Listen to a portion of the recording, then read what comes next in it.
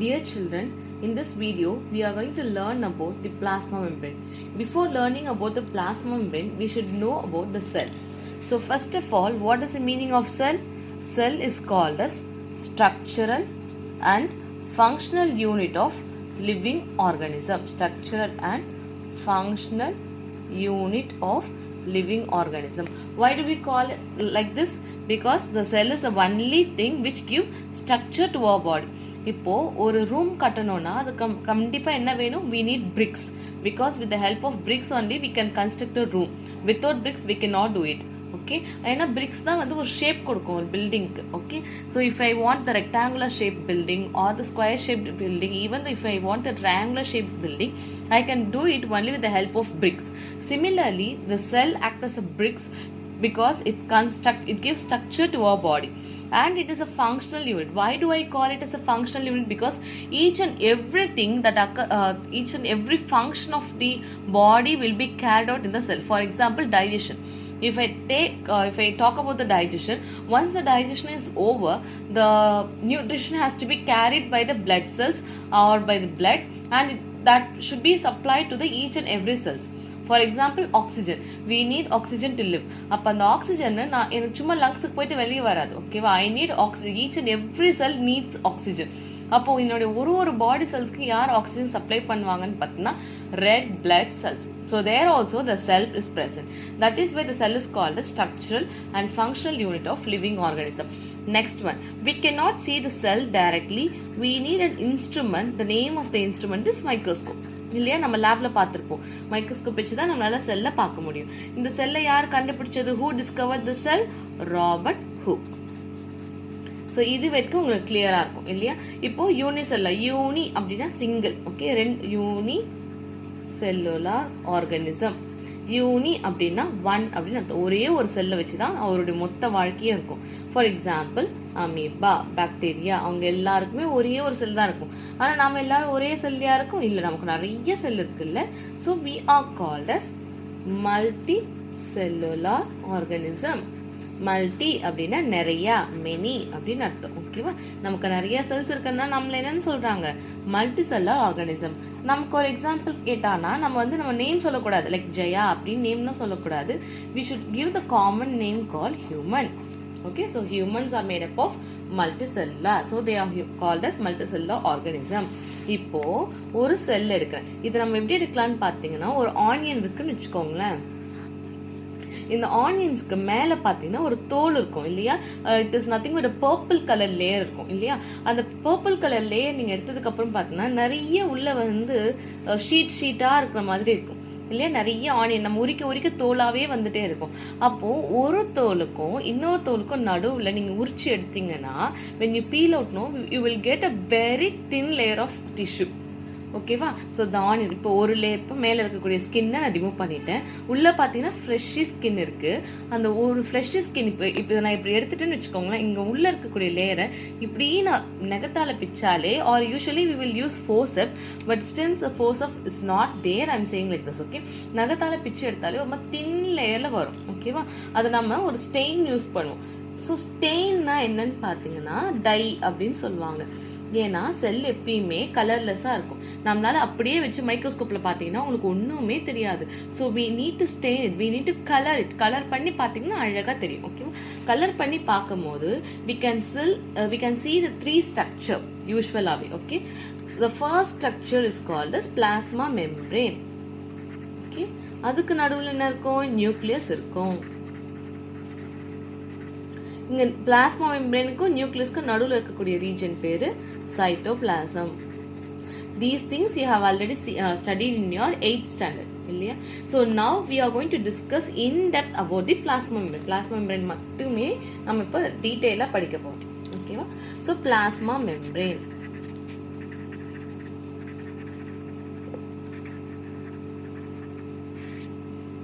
So the plasma membrane is the outermost covering of cell. இப்போ ஒரு செல் அப்படின்னு எடுத்தனா அதுல வெளியில இருக்கக்கூடிய லேயர் பேர் தான் plasma membrane. So plasma membrane is the outermost covering of cell. ஓகேவா? So plasma membrane தான் செல்லோடைய outermost covering. outermostனா அது வெளியில இருக்கக்கூடிய, covering அப்படின்னா கவர் பண்ணி இருக்குது அப்படின்னு சொல்லணும். நம்ம முன்னாடி ஒரு எக்ஸாம்பிள் படிச்சோம். ஃபார் எக்ஸாம்பிள் நம்ம கிளாஸ் ரூமை நம்ம வந்து ஒரு செல் அப்படின்னு எடுத்துக்கிட்டோம்னு வச்சுக்கோங்களேன். அந்த பால்கனி ஃபார் எக்ஸாம்பிள் இதான் class room.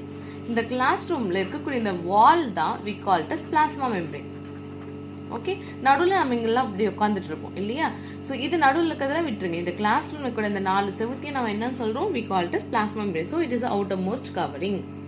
Okay, it is also called as cell membrane அப்படின்னு சொல்வாங்க. ஆனா இதுல நம்ம புதுசா பார்க்க போறது it is also called as selectively permeable membrane. selectively அப்படின்னா என்ன அர்த்தம்? செலக்ட் பண்றது, choose. Okay, choose. permeable னா allow. selectively means choose. So this membrane will choose a substance, then only it allows it to enter. For example, இது நம்ம class சொல்ல, இப்போ நம்ம கிளாஸ்ல யார் வேணாலும் உள்ள வந்துட்டு போக முடியுமா? No, only the concern person. For example இப்போ ஸ்டூடெண்ட்ஸ் உள்ள வரலாம், இல்லை ஒரு ஸ்டாஃப் உள்ள வரலாம். அதர் தன் தட் இப்போ வெளியில போறவங்க வரவங்க எல்லாம் cannot enter into the classroom இல்லையா? ஸோ லைக் திஸ், எப்படி இந்த வால் இந்த கிளாஸ் ரூம் வந்து பர்சனை செலக்ட் பண்ணி உள்ள அனுப்புதோ, the same way the plasma membrane will choose the substance. அப்போ எந்த ஒரு பொருளா இருந்தாலும் இது சூஸ் பண்ணி then only it allow it to enters. Okay, so எதெல்லாம் தேவையோ, whether the substance is important, if it is important the plasma membrane will allow the substance to get inside. If it is not important it won't allow it. Okay, so இது எதுக்கு ஹெல்ப்ஃபுல்லா இருக்குன்னு பாத்தீங்கன்னா, இந்த plasma membrane it helps in diffusion and osmosis. Okay, so the plasma membrane எதுக்கு ஹெல்ப்ஃபுல்லா இருக்குது? இது helpful in the diffusion and osmosis. இப்போ டிஃப்யூஷன் ஆஸ்மாசிஸ்னா என்னன்னு பார்க்கலாம். the diffusion is nothing but the gas, அதாவது ஒரு கேஸ்க்கு இதுக்கு எக்ஸாம்பிள். ஆஸ்மாசிஸ்ல எப்பயுமே சாலிடான சப்ஸ்டன்ஸ் லைக் வாட்டர் இதெல்லாம் எடுத்துக்குவாங்க. ஓகேவா?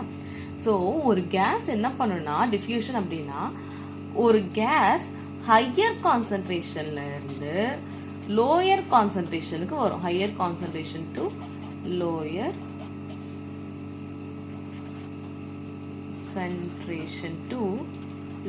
கான்சன்ட்ரேஷனுக்கு வரும். அது என்ன ஹையர் கான்சன்ட்ரேஷன் டு லோயர் கான்சன்ட்ரேஷன்னா, ஃபார் எக்ஸாம்பிள் இப்போ இது வந்து ஒரு செல், இங்க அதிகமா ஆக்சிஜன் இருக்கு. அப்போ இங்க பாத்தீங்கன்னா 1, 2, 3 ஆக்சிஜன் தான் இருக்கு. இப்போ இந்த சமயத்துல என்ன ஆகும்னா, இங்க இருக்குது நிறைய ஆக்சிஜன் இருக்குன்னு சொன்ன தெரியுமா, இதுக்கு பேரு ஹையர் கான்சன்ட்ரேஷன். இங்க என்ன இருக்கு? 1, 2 ஆக்சிஜன் மட்டும் தான் இருக்கு. So it is called as lower oxygen.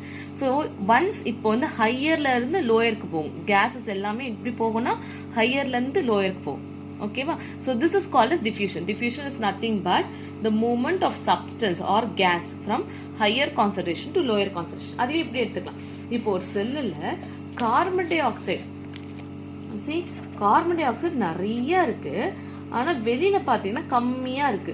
ஆனா ஒரு செல்லுக்கு இந்த அளவுக்கு எதுவுமே கம்மியாவும் இருக்கக்கூடாது, அதிகமாவும் இருக்கக்கூடாது. இட் ஷுட் பி இந்த normal level. So what happens, automatically the higher concentration, இப்போ நான் இதுதான் ஹையர் கான்சன்ட்ரேஷன், இது லோயர் கான்சன்ட்ரேஷன். இங்க நிறைய கார்பன் டை ஆக்சைடு இருக்கு, இங்க கம்மியா கார்பன் டை ஆக்சைடு இருக்கு. Again the gas will move from higher concentration to lower concentration. புரியுதா? சோ ஒரு செல்லுக்கு கேஸ் கரெக்டான அளவுல மெயின்டைன் பண்ணணும்னா அதுக்கு யார் ஹெல்ப்ஃபுல்லா இருப்பாங்க? This plasma membrane. So the plasma membrane will allow it. Okay, so diffusion என்ன அர்த்தம்? the movement of substance, that is gas மட்டும்தான், from the higher concentration to lower concentration. example நம்ம சொல்றதா இருந்தா exchange of oxygen or carbon dioxide.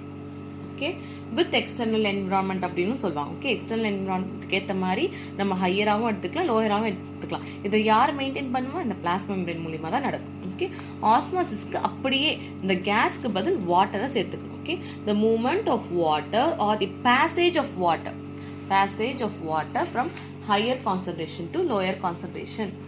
Passage of water from higher concentration to lower concentration. Okay, for example இது நம்ம நல்லா தெரிஞ்சுக்கணும் அப்படின்னா நீங்கள் ஆஸ்மாசிஸ்க்கு முன்னாடியே ஒரு எக்ஸ்பெரிமெண்ட் பண்ணியிருப்பீங்க இல்லையா? ஃபார் ஒரு பொட்டேட்டோ எடுத்துக்கோங்க, ஒரு ஜார் எடுத்துக்கோங்க, பொட்டேட்டோவை இதுக்குள்ளே வைங்க, நல்லா தோல் உரிச்ச பொட்டேட்டோ. ஓகே, அந்த பொட்டேட்டோ எடுத்து அந்த மேலே இருக்க ஸ்கின் எல்லாமே ரிமூவ் பண்ணிவிட்டு ஒரு சின்ன குழி மாதிரி எடுத்துக்கோங்க. ஓகே, எடுத்துக்கிட்டு இதில் ஒரு ஆணி அடித்து வச்சிடணும். ஓகே, இதில் இருக்கிறதுல சொல்யூஷன் போட்டுணும். இதில் என்ன சொல்யூஷன் போடணும்னா sugar solution or salt solution. சுகரை எடுத்து கொஞ்சம் தண்ணியில் கரைச்சிக்கலாம், இல்லை சால்ட் எடுத்து தண்ணியில் கரைச்சிக்கலாம். ஓகேவா? இது நீங்கள் அப்படியே வச்சிடணும். ஓகே, அப்படியே வச்சுட்டிங்கன்னா ஒரு 1 hour இல்லை 1 dayக்கு அப்புறம் பார்த்தீங்கன்னா இங்கே இருக்கக்கூடிய சுகர் சொல்யூஷன் ஆட்டோமேட்டிக்காக இதுக்குள்ளே வந்துடும். ஓகே, ஸோ இப்போ என்ன இருக்குது, இங்கே ஹையர் கான்சன்ட்ரேஷன் வாட்டர் இருக்குது, இந்த பொட்டேட்டோக்குள்ள வாட்டர் கான்சன்ட்ரேஷன் ரொம்ப கம்மியாக இருக்குது. Okay, so the movement of water from higher concentration to lower concentration takes place. Okay, இது நடக்கும் போது பார்த்தீங்கன்னா இந்த ஆஸ்மோசிஸ்ல one more word we add, okay, which is called as through selectively permeable membrane அப்படின்னு சொல்லுவாங்க. அதாவது கரெக்டான இப்போ எல்லா வாட்டரும் இந்த மாதிரி உள்ளேருந்து வெளியிலேருந்து உள்ளே போயிடுவான்னு கேட்டால் no, only the certain substance can enter. For example நீங்கள் சுகர் சொல்யூஷன் சால்ட் சொல்யூஷன் வச்சிங்கன்னா அது மட்டும்தான் உள்ளே போகும். இதுவே நீங்கள் மண்ணு கலந்து வச்சோடனே மண்ணு உள்ளே போயிடுவான்னு கேட்டால் நோ, இட் won't போகும். Why? Because the potato acts as a selectively permeable membrane. Okay, இந்த ஆஸ்மாசிஸ் இந்த வேர்டை நீங்கள் அடிக்கடி பார்க்கலாம். எங்கன்னு பார்த்தீங்கன்னா தண்ணி சில பேர் கேன்ல குடிப்பாங்க, இல்லை கேன் வாட்டர் வாங்கி குடிப்பாங்க. அதில் பார்த்தீங்கன்னா கேன் வாட்டர் சும்மா சிம்பிளாக ட்ராப் பண்ணுறேன். இப்போ கேன் வாட்டர் இப்படி போட்டிருப்போம், அதுக்கப்புறமேட்டா கீழே வந்து அந்த வாட்டர் கேன் யூஸ் பண்ணுவோம் இல்லையா? ஸோ இங்கே பார்த்தீங்கன்னா அதிகமாக தண்ணி இருக்கும், இங்கே கம்மி தண்ணி இருக்கும். ஆனால் தண்ணி லெவல் கம்மியான மட்டும்தான் இங்கே இருக்க தண்ணி கீழே இறங்கும். வை அப்படின்னு பார்த்தா osmosis. The water will always move from higher concentration to lower concentration. அந்த லோயர் கான்சன்ட்ரேஷன் ஆகும்போது மட்டும்தான் அந்த வாட்டர் கீழே இறங்குமே தவிர்த்து சும்மாவே கீழே இறங்காது. ஓகே, அதனால தான் வந்து பார்த்தீங்கன்னா இங்கே வந்து தண்ணி கம்மியாக அதிகமாக இருக்கும்போது வெளியே சிந்துறது இல்லை. ஓகே, ஸோ இது எங்கே பார்க்கலாம், இந்த கேன் நீங்கள் வாட்டர் கேன் போடும்போது நீங்கள் நல்லா பார்க்கலாம். Okay, so I think till now you have understood. Okay, so next பார்த்தீங்கன்னா இந்த ஆஸ்மோசிஸ் இந்த வாட்டர் கான்சன்ட்ரேஷன் வச்சு we can classify into 3 types. Okay, so இந்த சொல்யூஷனை நம்ம 3 types பிரிக்கலாம். ஒன்று என்னன்னு பார்த்தீங்கன்னா ஹைப்போடோனிக் சொல்யூஷன். நெக்ஸ்ட் ஒன் என்னது, hypertonic solution. The third one is isotonic solution. Okay, hypotonic solution அப்படினா the medium surrounding the cell has a higher water concentration. அதாவது ஒரு செல்ல, இதான் செல்லுன்னு வச்சுக்கோங்க. ஓகே, இது செல்லுன்னு வச்சுக்கலாம் கலர் டிஃபரன்ஸ்க்காக. ஓகே, ஒரு செல்ல நீங்க ஒரு வாட்டர்ல போடுறீங்க, அந்த வாட்டர் பார்த்தீங்கன்னா இந்த செல்லை விட அதிக கான்சன்ட்ரேஷனாக இருந்துச்சுன்னா, அப்போ இந்த வாட்டர் எப்படி இருக்கணும், ஹையர் கான்சன்ட்ரேஷனாக இருந்துச்சுன்னா என்ன ஆகும், இந்த செல்லு வாட்டர் எல்லாத்தையும் அப்சர்வ் பண்ணிக்கும். ஃபார் எக்ஸாம்பிள் இப்போ யூஸ்வலாகவே நம்ம தண்ணியில் விளையாட்டு, அதுவும் பார்த்தீங்கன்னா சீ வாட்டரில் விளையாடிட்டு வந்தால் உடம்பு நல்லா புசு புசுன்னு ஆன மாதிரி இருக்கும். ஓகேவா, அது ஏன் அப்படின்னு பார்த்தீங்கன்னா சீ வாட்டர்ன்றது ஹையர் கான்சன்ட்ரேஷன். நம்ம போய் இந்த சீ வாட்டர்ல ரொம்ப நாள் விளையாடும் போதோ இல்லை டெட் பாடிஸ் இருக்கும் போதோ பார்த்தீங்கன்னா அந்த வாட்டர் அந்த சீ வாட்டர்ன்றது ஹையர் கான்சன்ட்ரேஷன், அந்த வாட்டர் எல்லாமே செல்லுக்குள்ள நுழைய ஆரம்பிச்சிடும். அதனால தான் டெட் பாடிஸ் ஒரு 5 days 6 days கழிச்சு எடுக்கும்போது பார்த்தீங்கன்னா ரொம்ப பெருசா பல்ஜா இருக்கிறது காரணம் என்னது, because it's a hypotonic solution, water concentration அதிகமா இருக்கு. இன்னொன்னு பாத்தீங்கன்னா இது இப்போ ஒரு சுகர் சொல்யூஷன் எடுத்துட்டு அதுல பாத்தீங்கன்னா ஒரு திராட்சையை போடுங்க. ஓகே, திராட்சை எப்படி இருக்கணும்னா ரெய்சின்ஸ் போடணும், காஞ்ச திராட்சையை போடணும். ஓகே, ஸோ அந்த ரெய்சின்ஸ் காஞ்ச திராட்சையை சுகர் சொல்யூஷன்ல போடும்போது அந்த காஞ்ச திராட்சை என்ன ஆயிடும், நல்லா பல்ஜ் ஆயிடும். ஏன் அப்படின்னு பாத்தீங்கன்னா அந்த sugar solution is a higher concentration. Okay, so this is an example for hypotonic solution. So hypotonic solution க்கு என்ன அர்த்தம், the cell gains water if the medium surrounding, mediumனா இதான். Okay, the medium surrounding the cell has higher water concentration than the cell. அப்ப செல்லை விட இங்க அதிகமான concentration இருந்தா அந்த சொல்யூஷனுக்கு நம்ம என்ன பேர் கொடுப்போம், ஹைப்போடோனிக் சொல்யூஷன். அதுக்கு அப்படியே ஆப்போசிட் ஹைப்பர்டோனிக் சொல்யூஷன். ஹைப்பர்டோனிக் சொல்யூஷன்ல பாத்தீங்கன்னா இது ஹையர் கான்சன்ட்ரேஷன்ல இருக்கும், சரௌண்டிங் மீடியம் லோயர் கான்சன்ட்ரேஷன்ல இருக்கும். ஓகே, அப்போ ஹைப்போக்கு என்ன ஆயிடும், செல் பல்ஜ் ஆயிடும் இல்லையா, செல் வில் கெயின் த வாட்டர். இங்க எழுதிடலாம், செல் கெயின் வாட்டர். ஓகே, அப்ப ஹைப்பர்டோனிக்ல என்ன ஆகும் பாத்தீங்கன்னா the cell loses the water. loses the water. அப்ப செல்ல நீங்க எடுத்துட்டு வந்து இந்த ஹைப்பர்டோனிக்ல போட்டீங்கன்னா என்ன ஆயிடும், அந்த செல் குண்டா இருக்கக்கூடிய செல்லு கூட அப்படியே சுருங்கி போய் சப்பையா மாறிடும். Okay, why the cell loses water if the medium has lower water concentration than the cell. இப்போ ஐசோடோனிக் அப்படின்னா the செல்லு வாட்டரையும் எடுத்துக்காது, வாட்டரை விடவும் விடாது. Okay, so neither gain nor loses. அது பாட்டன். அப்ப இந்த இதுல எப்படி இருக்கணும், இது ஹையரும் கிடையாது லோயரும் கிடையாது, நார்மலா இருக்கும். இதோடைய கான்சன்ட்ரேஷன் ஐசோடோனிக்ல ஒரே மாதிரி இருக்கும். அப்ப அது வாட்டர் உள்ள போயிட்டு வெளில வரும். சோ அந்த செல்லு குண்டாவும் ஆகாது. It neither gain water and it nor loses the water. Okay.